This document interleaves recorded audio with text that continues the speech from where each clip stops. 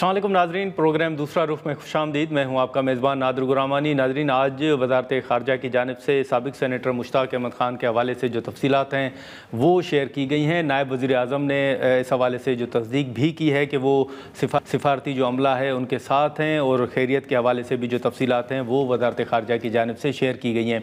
जो साबिक़ सेनेटर मुश्ताक अहमद साहब का बयान सामने आ रहा है कि उनको इज़राइल की जेल में बदतरीन तशद्दुद का निशाना भी बनाया गया। अब उनकी वतन वापसी के हवाले से ख़ुद नायब वज़ीर आज़म ने भी सहूलियात पेशकश करने के हवाले से जो ऑफ़र है वो भी की है।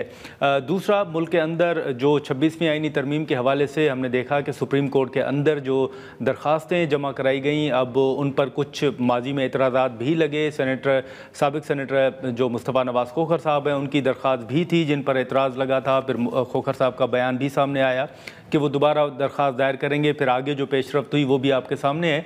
आज अदालत ने जो 26वीं आईनी तरमीम के केस की लाइव स्ट्रीमिंग है उसकी भी मंजूरी दी है।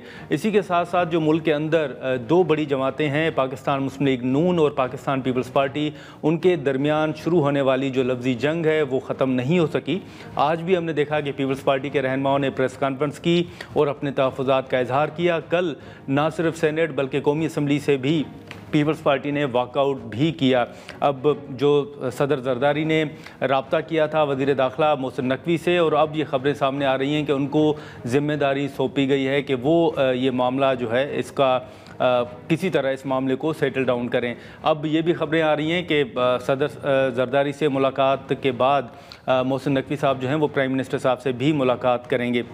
ये बातचीत और ये बयानात जिनका सिलसिला अभी तक थम नहीं सका, हम इन्हीं इश्यूज़ पर गुफ्तगू करेंगे। पीपल्स पार्टी की सीनियर नायब सदर सेनेटर शेरी रहमान साहबा हमारे साथ मौजूद हैं, उनसे गुफ्तगू करेंगे। सेनेटर साहबा, बहुत शुक्रिया वक्त निकालने का। सबसे पहले तो ये बताइएगा कि कल हमने सेनेट के अंदर आपकी स्पीच सुनी, ख़ुद लॉ मिनिस्टर साहब ने आपके मौक़िफ़ की तारीफ़ भी की, आपने वॉकआउट भी किया, लेकिन पीपल्स पार्टी अब क्या समझती है? क्या पीपल्स पार्टी का अब भी ये मौक़िफ़ है कि मरियम साहिबा माफ़ी मांगेंगी तो ही मामलात आगे बढ़ेंगे, या आप किस तरफ देख रही हैं मामले को? शुक्रिया नादिर। देखिए, बहुत सारी बातें हैं इसमें, माफ़ी तलाफ़ी तो एक तरफ, लेकिन मेरा ये कहना है और हर जियाले के जज्बात मजरू नहीं होंगे कि आप आला क़यादत, हमारे नौजवान चेयरमैन, उनकी बहन आसिफा भुट्टो ज़रदारी जो अब खातून अव्वल है मुल्क की, आप उनको बिल्कुल बेवजह आप उनको तनकीद का निशाना बनाएंगे तो फिर ये कैसा कोलिशन हुआ और कहाँ आप इसको ले जाना चाहते हैं और आपके अहदाफ क्या हैं, ये सवाल तो फिर उठेंगे ना जी। और कि आप हमारी क्या बात हुई, पंजाब सिंध का तो ये मसला है नहीं, ये मसला वफाक का मसला है, अवाम का मसला है। 6.5 मिलियन इस वक्त लोग मुतासिर हैं, बहुत बड़ा फ्लड आया है। पिछली बार सिंध में था, अब पंजाब और केपी में आया है। तो ये क्या बात होती है कि हम ना एड लेंगे, आप 80 ट्रिलियन रुपीस आपका पब्लिक कर्जा बन गया है। आप IMF से रेजिलियंस फंडिंग भी ले रहे हो, क्लाइमेट फंड्स का भी मुतालबा कर रहे हो। एक तरफ आप जो आपका बजा हक मांग रहे हो, लेकिन यहाँ बजा हक नहीं है, लोगों के हुकूक नहीं है। उनको हमने सिर्फ ये मुतालबा किया था, क्या कहा था चेयरमैन ने, कि BISP के जरिए जो एक बहुत मुअस्सर तरीका है, जो दुनिया में मुअस्सर तरीका माना जाता है, जो आरबी बैंक ने माना है, जिसके पास डेटा है पॉवर्टी की, और जो गोल्ड स्टैंडर्ड है सोशल सिक्योरिटी का, अगर हमने कह दिया कि वो इसको इस्तेमाल कर लें और लोगों को फौरी तौर पर उनके दहलीज तक आप पहुंचा दें, उनके बैंक अकाउंट में, लोगों को तकलीफ होती है और उजलत में बहुत सारी जरूरियात पड़ती हैं बुरे हालात में। आप बेघर होके देखें हालत क्या होती है किसी की। तो इस तरह तो ना कहें कि बस हम ये करें वो करें। देखिए, जो नॉर्मल रिलीफ पाकिस्तान प्रोवाइड करता है, अवाम भी करती है, NGOs भी करते हैं, लेकिन हुकूमत फर्स्ट लाइन ऑफ डिफेंस होती है और ये करती है। लेकिन नहीं, इसको एक सिंध पंजाब इशू बना दिया गया। How is it a Sindh Punjab issue? ये बाकी लोग पाकिस्तानी नहीं है, हम वफाकी जमात हैं, हम सबको पाकिस्तानी समझते हैं और हमारे तो वोट है पंजाब में। क्या मतलब आपका? आपने तो वहां सिक्योरिटी भी ले ली। एनीवे, मैं ये बात नहीं करना चाहती ज्यादा, लेकिन देखें, आप आदाद और शुमार देख लें, और इस तबाहकारी का एक स्केल देखें, इसकी लपेट देखें और देखें कि लोगों की, आम लोगों की जिंदगियों में वो तो समझते हैं जब उनका लाइवलीहुड खत्म हो जाता है नादिर, तो उनका मुस्तकबिल खत्म हो गया, आपने इवैक्यूएट कर दिया, वो जहां जैसे तैसे रह रहे होते हैं, तो उनकी भी उम्मीदों पर आप किस तरह कह सकते हैं, किस तरह खत्म करके उनकी सारी उम्मीद, उनके सारे ख्वाब तो सैलाब मसमार कर जाता है। तो आप उनको कोई उम्मीद की किरण दिखाएं, कहें कि हमने आपका हाथ पकड़ा है, इमीडिएटली भी पकड़ा और उसके बाद भी करेंगे। तो ये इसको एक सियासत की भेंट चढ़ा देना, मुझे समझ नहीं आई ये बात। और हमें जाहिर है ये अच्छी भी नहीं लगी।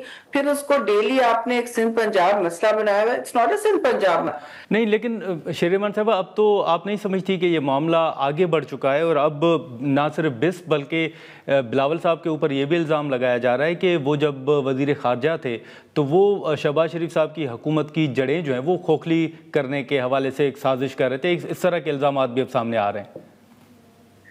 देखिए, सारी दुनिया ने तस्लीम किया, ये तो मज़ाक़ा खेज और अफसोसनाक बयान है कि यहाँ तक आप उतर आए। आप फिर तो सवाल उठता है कि आप किसकी जड़ों को कमजोर कर रहे हैं, क्योंकि प्राइम मिनिस्टर शहबाज शरीफ ने पहले दिन और आखिरी दिन तक जब वापस भी आए तो बहुत उनकी तारीफ की, और एतमाद अगर नहीं होता प्राइम मिनिस्टर को तो उनको कोई जरूरत नहीं थी चेयरमैन बिलावल को उस कमेटी का सरबराह बनाने और मुकम्मल तौर पर अपना ट्रस्ट, अपना सारा कुछ जितना भी एजेंडा था पाकिस्तान का उनके हाथ देना, और जो उनके पहले भी उनके खारजा वजीर रह चुके हैं, और जिम्मेदारी का जिस तरह उन्होंने वहां मुजाहरा किया है और बुर्दबारी से पाकिस्तान का हर जगह लोहा मनवाया। एक मिलिट्री हमारी ऑलरेडी फतह हुई थी, उसके बाद उन्होंने उस पर डिप्लोमेटिक जिस तरह कवर दिया है, जो एक टीम वर्क होता है। देखिए, पाकिस्तान के लिए टीम वर्क जरूरी नहीं होता।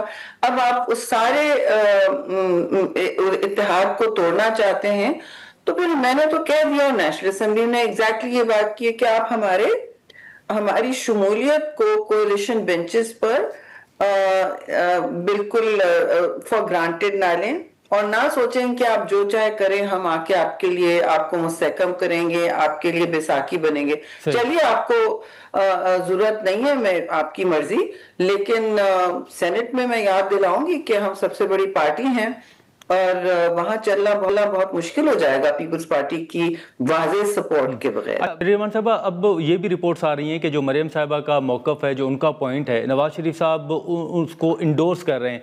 तो क्या पीपल्स पार्टी ये इरादा रख रही है कि नवाज शरीफ साहब के साथ भी ये मामला उठाया जाएगा? देखिए, ये मफरूजों पर मैं बात नहीं करूंगी, मेरा ये लेवल नहीं है कि मफरूजों पर बात करूं, कौन किसको सपोर्ट कर रहा है ये मुझे पता नहीं। हाँ। लेकिन ये मालूम है मुझे कि इस वक्त जो अवाम है उनकी इमदाद की जरूरत है। माफी तो उनसे भी मांगनी चाहिए मेरे भाई, जो इस वक्त बेयार और मददगार हैं। अभी कहना कि हमने सबको ठीक कर दिया, सब कुछ कर लिया, अपने वसाइल से कर लिया, अगर कर सकते तो बहुत अच्छी बात है, मगर ये कहना कि आप भिखारी हैं, ये दिस इज नॉनसेंस। ओके, ये हमारे हुकूक होते हैं। और दूसरी बात ये कि आप अगर आपने कर दिया तो आप एक फिल्म देख लें साउथ पंजाब की, वहां क्योंकि आखिरी फ्लड वहीं आया था ना, केपी से शुरू हुआ, होते होते सेंट्रल पंजाब पहना, फिर सिंध पार करने के लिए साउथ पंजाब, जहां उसकी सारा उसकी जो टुंडी होती है वहां टूटी, तेजी और टुंडी, ठीक है ना। तो ये सारी बातें आप अभी भी टीवी पे देख सकते हैं, हालात क्या हैं। एग्रीकल्चरल इमरजेंसी अगर डिक्लेयर हुई तो चेयरमैन बिलावल के कहने पर हुई, उनके बिजली के बिल्स को वेव किया गया तो चेयरमैन बिलावल की वजह से किया गया। तो भाई, कौन किसके लिए सोच रहा है और इस पे सियासत और पॉइंट स्कोरिंग क्यों चल रही है, ये कोई समझाए। और जो आवाम आपको देख रही है वो सोच नहीं रही कि ये हो क्या रहा है। हमारी फलाह और बहबूद के बजाय जो एक मतलब तबाही के दुहाने पे फैमिली आके खड़ी हो जाती है, खासतौर में देही इलाकों की, जब उनका मुस्तकबिल उनसे छीन लिया जाता है किसी सैलाब से। तो ये आफत जब आती है माहौलियाती, उसकी तो हमने पूरा एक टेम्पलेट बनाया हुआ 2022 से। उनकी अपनी चाचा की हुकूमत थी, हम सब एक साथ काम कर रहे थे। उस वक्त जब आफत आती है, चाहे जंग हो या इस तरह की माहौलियाती आफत, तो हम तो सब साथ हो जाते हैं। इधर ये तकसीम और सूबाई कार्ड खेल रहे हैं। देखिए, ये किसी के लिए सूदमंद नहीं है, ना उनके लिए ना हमारे लिए। नहीं, क्या ये दुरुस्त है कि पीपल्स पार्टी अपोजिशन बेंचेस पर बैठने का जो ऑप्शन है उस पर भी गौर कर सकती है? देखिए, ये बातें तो अब हम सी में ही करेंगे।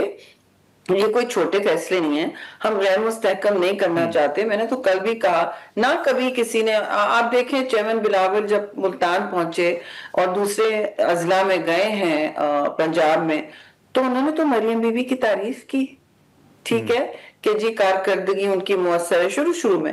फिर ये अल्फाज की गोलाबारी यहाँ से शुरू हुई है, स्पोक्समैन से, कुछ उनसे भी। तो मैं तो कहना चाहती हूँ कि देखिए, ये अब मामला अवाम का है। 6.5 मिलियन बहुत बड़ा फिगर है, और आप सोचें कि उनको अब क्या पहुंचना है, पहुंच चुका है, और उनकी आगे मुस्तकबिल देखिए, ज़राई आपकी बदहाली कितनी है। ये सेक्टर बहुत बड़ा एम्प्लॉयर है, और ये आपकी मुस्तकबिल की स्टेबलाइजेशन, आप मैक्रो स्टेबलाइजेशन भी देख लें तो उसका जामिन है, लोगों के, आम लोगों के मुस्तकबिल का भी जामिन है। लाइफ स्टॉक, फार्मिंग, ये बड़े सेक्टर्स हैं पाकिस्तान में जी। और ये सिर्फ सेक्टर नहीं, ये लोगों की जानें हैं, ये उनकी जिंदगी है, ये उनका माल है, ये उनका मुस्तकबिल है। तो उसको इतना लाइटली ना लें, और पॉइंट स्कोरिंग, सियासत की भेंट ना चढ़ाएं। सियासत एक अच्छी भी चीज हो सकती है। हमारी नजर में सियासत वो होती है जो हम करते हैं मिल बैठ के लोगों की फलाह। हम तो कोई सूबाई कार्ड नहीं खेलने की बात करते, यहाँ तो ये शुरू हो जाते हैं कि ये आपका कारकर्दगी है वो। भाई, आप कोई सूबा किसी की जागीर नहीं है, सब पाकिस्तानी हैं। हर जगह हमारे भी वोटर हैं, और वोटर के अलावा हमारे लोग हैं। हमने आपकी पंजाब असेंबली में हमारे वो बैठे हुए लीडर ऑफ पार्लियामेंट्री पार्टी बैठे हुए, जिनका आपने वो ले लिया, सिक्योरिटी ले लिया। मुझे समझ नहीं आता ये हो क्या रहा है। लेकिन साहब, हम ये कह सकते हैं कि जब तक मामला हल नहीं होते तब तक पीपल्स पार्टी किसी भी कानून साजी का हिस्सा नहीं बनेगी। हमसे ये उम्मीद ना रखें कि हम आपके हाउसेज आके चलाएं और आपकी बिजनेस को फरोग दें। नाज़रीन, यहाँ पर एक मुख्तसर सा ब्रेक लेते हैं और ब्रेक के बाद गुफ्तगू को आगे बढ़ाते हैं।